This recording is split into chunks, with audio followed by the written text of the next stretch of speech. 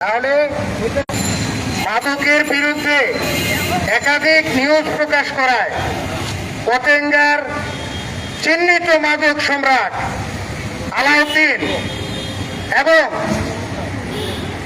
পচা বাসি খাবার খাওয়ানোর পরে ৬-৭ জন ছাত্র যখন সিবার্ড রেস্টুরেন্টে লুটিয়ে পড়ে তখন ওই লাইভটি দেয় আমাদের বেলা।